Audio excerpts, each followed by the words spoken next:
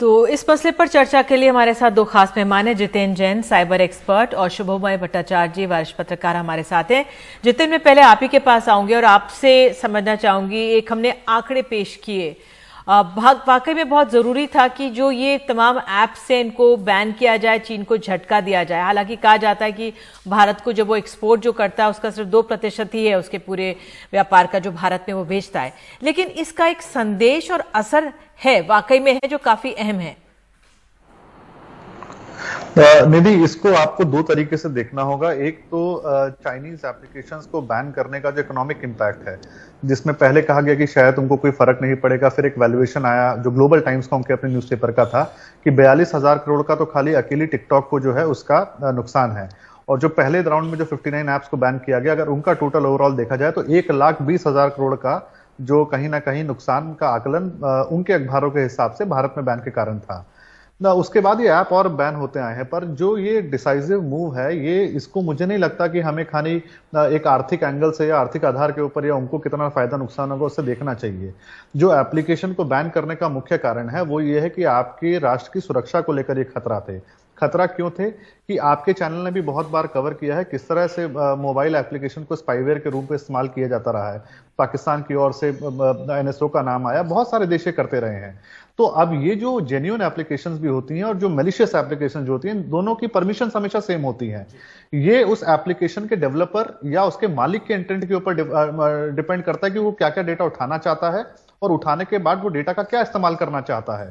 तो कहीं ना कहीं हमारी सरकार को लग रहा था कि ये कंपनियां जिनके ऊपर चीन की सरकार से और चीन की पीएलए आर्मी से जुड़े होने के आरोप लगते रहे हैं, शायद एक युद्ध की स्थिति में जो इतने तनावपूर्ण स्थिति है, चीन इतने बड़ा जो इनके कम से करोड़ों उपभोक्ता हैं भारत के अंदर, इस टेक्नोलॉजिकल सिस्टम का इस्तेमाल एक टेक्नोलॉजिकल सर्वेलेंस के लिए ना करे, क्योंकि करोड़ों लोग इनके उपभोक्ता हैं, आर्मी के जवानों के बच्चे हैं, ब्यूरोक्रेट्स के बच्चे हैं, हमारे आप जैसे लोग हैं, जो किसी ना किसी के मोबाइल पे एप्लीकेशन मिल जाएंगी कोई ना कोई। तो उस जासूसी के खतरे से बचने के लिए एप्लीकेशन को बैन किया गया। चल सकते हैं शुभमय जी, एक अर्थव्यवस्था का मुद्दा भी बहुत बड़ा मुद्दा है, हम इसे नजरअंदाज नहीं कर सकते, क्योंकि जो हमारा चीन का कारोबार है उसमें व्यापार घाटा इतना ज्यादा था कि बार बार ये मुद्दा उठता रहा है। ये भी उठता रहा कि किस तरह से भारत का जो बाजार है उसमें चीन लगातार अपनी घुसपैठ करता जा रहा है। तो अब जबकि भारत आत्मनिर्भर भारत की बात कर रहा है, एक के बाद एक ये कदम उठाए जा रहे हैं, तो ये दूरगामी परिणाम इसके क्या होंगे? क्या चीन को ये संदेश जा सकता है, क्या चीन को ये चोट पहुंच सकती है कि वो जो उसकी रणनीति, सैनिक रणनीति खासतौर से है, उस पर दोबारा विचार करे? देखिए, अगर उनके ऊपर प्रेशर नहीं आता तो आज ही उनका कॉमर्स मिनिस्ट्री की तरफ से, चाइना के कॉमर्स मिनिस्ट्री की तरफ से ये स्टेटमेंट जो उनके स्पोक्समैन ने इशू किए हैं वो नहीं निकलता कि Indian actions have violated the legal interest of Chinese investors and service providers. तो जरूर इसका असर है, इसी वजह से ही ये स्टेटमेंट आया है और इतना जल्दी, क्योंकि अगर सिर्फ ये होता कि सिर्फ 2% ही है, हमें कोई फर्क नहीं पड़ता, तो निश्चित इस तरह का स्टेटमेंट इश्यू होने का कोई गुंजाइश ही नहीं था। और ये सिर्फ स्टेटमेंट इसीलिए इनके ये इस कंटेक्स्ट में देखना चाहिए कि सिर्फ इन्हीं ऐप्स ही नहीं, भारत अभी लगातार बहुत सारे सेक्टर्स में, अभी कुछ दिनों पहले एक्सप्रेसवे के टेंडर्स में, रेलवे के टेंडर्स में, बहुत सारे टेंडर्स में भारत ने चाइनीज कंपनीज को अलग करने का प्रक्रिया शुरू कर दिए हैं। तो ये लॉन्ग टर्म काफी बड़ा क्षेत्र में विस्तृत हो चुका है भारत का इकोनॉमी का चाइना से डिसएंगेजमेंट, और इसी के तरफ ही इसी इनका स्टेटमेंट का इशारा है। तो आपका पॉइंट बिल्कुल सही है कि ये एक चाइना इसीलिए इसको सीरियसली ले रहा है, क्योंकि इसके ये सारे स्टेप्स ये दर्शाते हैं कि भारत में चाइनीज इन्वेस्टमेंट नॉट वेलकम का बैनर है, और वो उनके लिए एक बहुत बड़ा मार्केट है। एक दूसरा पक्ष भी इसका है कि किस तरह से हमारे जो स्टार्टअप्स हैं वो डिपेंडेंट हैं चाइनीज निवेश के ऊपर। मैं भी आंकड़े देख रहा था कि जो 30 हमारे यूनिकॉर्न, उनमें से 18 इनमें चीन का निवेश है, चीनी कंपनियों का निवेश है। तो ये भी तो एक पहलू जिसको आप नजरअंदाज नहीं कर सकते कि अगर आप एक के बाद एक अगर पाबंदी लगाते जाएंगे तो शायद निवेश रुक जाएगा। अलीबाबा ने कहा भी है कि शायद 6 महीने तक वो भारत में अब निवेश नहीं करेगा। बिल्कुल, और आपको ये तो मान के चलना पड़ेगा कि जब भी इस तरह का इकोनॉमिक, ये भी एक तरह का वॉर है, तो इस तरह का वॉर में कैजुअलिटीज होंगे। अब वो कैजुअलिटी खराब है, लेकिन आप कहाँ पे कह सकते हैं कि कैजुअलिटी नहीं होंगे? अगर जब आप, जैसे आपने कहा शुरुआत में ही कि इंडिया का रिस्पॉन्स इकोनॉमिक सिक्योरिटी इश्यूज के चलते हुआ है, तो वहां पे इंडिया का जो कैजुअलिटीज हुए हैं, इंडिया का कहना है कि हम जहां पे कैजुअलिटी इन्फ्लिक्ट कर सकते हैं हम उस पे करेंगे। हाँ, उसकी वजह से बिल्कुल जितेन भी हमारे साथ हैं। जितेन, मैं आपसे समझना चाहूंगी जो आपने सिक्योरिटी एंगल लिया कि किस तरह से पेनिट्रेशन इन एप्स का तमाम घरों में था, बच्चों के साइकोलॉजी पर तो पड़ता ही है, लेकिन उनकी रीच जो हमारी इंटेलिजेंस पे भी जा सकती थी, उस लिहाज से क्या हमने देरी की इसे उठाने में, या ये कदम और भी अब उठाने चाहिए जिससे कि एक कड़ा संदेश लगातार चीन को जाता रहे? एक हर कदम का एक समय होता है निधि। देखिए, पूरे विश्व के अंदर चीनी कंपनियों को, खासतौर पे जो 5G स्पेक्ट्रम के लाइसेंस है, 5G के लाइसेंस है, उसमें चीन की कंपनियों को बाहर करने के लिए, ताकि वो जासूसी ना कर पाए, ये डिमांड पूरे विश्व में होती रही है। ऑस्ट्रेलिया ने, यूके ने, यूरोप में, अमेरिका ने तो इनको बैन भी कर दिया।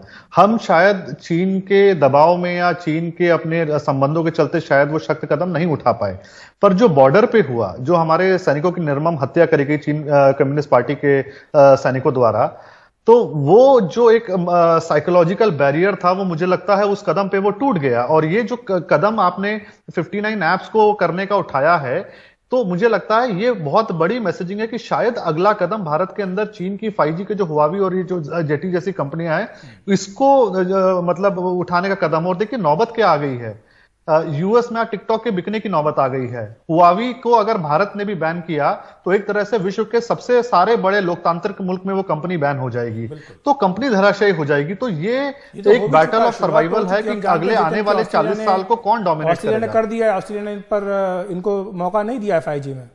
शुभमय, इसी से जुड़ा मैं सवाल आपसे जानना चाहती हूँ, तो इन्वेस्टमेंट कहां से आएगा? क्योंकि कोरोना का दौर चल रहा है, हम जानते हैं कि इकोनॉमी हमारी और पूरे विश्व भर की खराब है, तो ऐसे में हमारे जो स्टार्टअप्स का जिस तरह से अखिलेश ने जिक्र किया, लेकिन हम खुद स्वावलंबी हो, आत्मनिर्भर हो, उस लिहाज से हमें पैसा चाहिए, तो वो कैसे हो सकता है? उस लिहाज से क्या चर्चाएं हैं? ये एक आपको बड़ा नेशनलिस्ट व्यू लग सकता है, पर हिंदुस्तान में पुरानी कहावत रही है, भूखे मर जाएंगे पर दुश्मन का रोटी नहीं खाएंगे।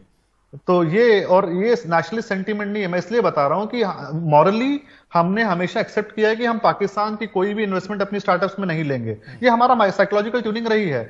चीन को हम कभी ये तय ही नहीं कर पाए कि हमारे मित्र हैं, दुश्मन हैं कि पड़ोसी हैं। तो वो जो साइकोलॉजिकल ट्यूनिंग है, इसके लिए आपको तैयार होना चाहिए। और आप बताइए, जैसे जैसे इनकी डिपेंडेंसी बढ़ती जा रही है, आज 50% स्टेक आज इन्वेस्टमेंट है, कल ये मालिक भी होंगे।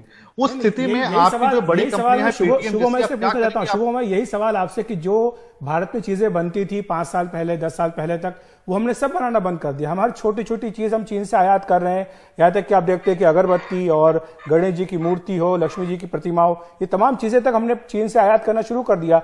एक तरफ हम आत्मनिर्भर भारत की बात करते हैं, दूसरी तरफ हर सामान हम चीन से लेकर के आ रहे होते हैं। तो ये कब तक चलेगा? बिल्कुल। और ये सारी जो चीजें हैं, इसमें इंपोर्ट ड्यूटी का चेंजेस वगैरह, वो इतने जिसे कहते हैं बिल्कुल ना सोचकर, एक जिसे कहते हैं लीक में चलते हुए इन सारी चीजों पे बदलाव लाए गए थे, और जिस वजह से जो स्मॉल इंडस्ट्रीज थे उन पर काफी गहरा चोट पहुंचा था, और वो उस पर सोचा नहीं गया था। और ये काफी दर्दनाक एक एपिसोड है कि जिस तरह के प्रोजेक्ट, जिस तरह के टॉय, जिस तरह के चीजें यहाँ जो आराम से यहाँ पे बन सकते हैं, और जिनको आराम से सिर्फ मार्केट की जरूरत है, और जिसकी बात अभी बात हो रही है कि पहले ही सोचना चाहिए था कि इन चीजों को हमने बाजार उस तरह से खोल के हमने क्या फायदा किया। आप अभी जो निवेश की बात कर रहे थे, निवेश मार्केट में तभी आता है जब मार्केट में निवेश करने के चांसेस हो। नहीं, ये सवाल इसलिए भी शुभम है क्योंकि चीन की तो पॉकेट्स बहुत डीप है, वहां तो लोकतंत्र भी नहीं है, वो तो एक्सपोर्ट पर सब्सिडी देते ही हैं। तो वो तो एक्सपोर्ट सब्सिडी अगर देते रहेंगे तो ये तो उनको सामान तो सस्ता मिलना ही मिलना है। अगर एक्सपोर्ट सब्सिडी पे मिलके भी हम अगर जिस चीजों पे प्रोडक्ट की सपोर्ट कर सकते हैं, स्मॉल एंड माइक्रो एंटरप्राइजेस को, उनमें बहुत ज्यादा पर यूनिट कॉस्ट में बहुत ज्यादा फर्क नहीं पड़ता। फर्क उसमें ये पड़ता है कि उनका मार्केट का रीच कितना है, और वो मार्केट का रीच को हमने खत्म कर दिया था। वहां पे सब्सिडीज से बहुत ज्यादा दाम में बहुत ज्यादा फर्क नहीं आने वाला था, और यही चीज को हम समझने से परे रह गए थे। दूसरी बात है कि जहां पे आप इन्वेस्टमेंट की बात कर रहे हैं, इन्वेस्टमेंट उसी इकोनॉमी में तभी आता है जब इकोनॉमी में अपने आप में प्रोडक्शन और कंजम्पशन दोनों का दौर एक साथ में जोरदार रहता है। हमने कंजम्पशन का दौर तो बड़ा था, लेकिन प्रोडक्शन का दौर जैसे आप पॉइंट आउट कर रहे हैं काफी हद तक हमने उसको नकार दिया था, और उसका रिजल्ट हम लोग अच्छी तरह से सामने देख रहे हैं कि उसका शुभ भाई, रिजल्ट आप क्या सही होता कह है। रहे हैं, लेकिन अभी जो हमारा कंजम्पशन का दौर है उसको झटका लगा हुआ है, इकोनॉमी हमारी नीचे है। जितिन, आप कुछ कहना चाह रहे थे जी? अच्छा, दूसरा एक, जब ये हमने ऐप बैन किया ना, तो जो इनिशियल एनालिसिस आप देखते हैं जिसमें आप ट्रेड डेफिसिट की बात करते हो, तो लगता है कि 2-3% से ज्यादा फर्क नहीं पड़ेगा। मगर भारत ने जो कदम उठाया है उसका, ये मैंने 2 महीने पहले भी आपके चैनल पे कहा था, ये खाली हमने कदम उठाया इसका एनालिसिस नहीं होना चाहिए, इसका रिपल डोमिनो इफेक्ट होगा। बहुत सारे ऐसे देश, जापान, ऑस्ट्रेलिया, वियतनाम, फिलीपींस, जो चाइना के सामने शायद इतनी सशक्त तरीके से खड़े नहीं हो सकते, वो इस विकल्प को चुनेंगे। उसके बाद अमेरिका ने भी किया। तो इनकी कंपनियां एक के बाद एक जो अलग अलग देशों में अब बैन हो रही हैं एप्लीकेशन, एक तो भारत के उसका है। दूसरा, हमारे भारत के अंदर एक और कहावत है कि जब पाखंडी झूठ बोलता है ना, तो उसका चेहरा देखने में बड़ा रोमांच आता है। आज जो चीन के विदेश मंत्रालय का, कॉमर्स मंत्रालय का बयान आया है कि हमारे इन्वेस्टर के हितों की रक्षा होनी चाहिए, एप्स को बैन क्यों किया जा रहा है, ये वो देश बोल रहा है जिसने पिछले 15 साल से सारी यूरोपियन एप्स को बैन करके रखा है। फेसबुक, गूगल, व्हाट्सएप, ये सारे के सारे चीन में बैन है, और ये अपने 15 साल से अपनी कंपनीज को प्रोटेक्शन देते रहे, दूसरी ऐप्स को बैन करके रखते रहे, और आज जब इन्हीं का चेहरा आईने में दिखाया जा रहा है तो बड़ी तकलीफ हो रही है। तो ये बड़ी हास्यास्पद स्थिति है कि तकलीफ, ये तर्क देने वाला भी कौन है कि WTO के गाइडलाइंस को भारत अगर कहीं वायलेट करे तो तर्क दे कौन रहा है, ये देखिए। बिल्कुल जितिन, आपका और शुभ भाई, आपका दोनों का बहुत बहुत धन्यवाद। वाकई चीन को तो झटका लगा है, चीन का नुकसान होगा और हमारे बच्चों का भी फायदा हो जाएगा, उनके पास समय होगा कि वो मैदान में जाकर बाहर खेलें। तो बहुत बहुत धन्यवाद आप लोगों का।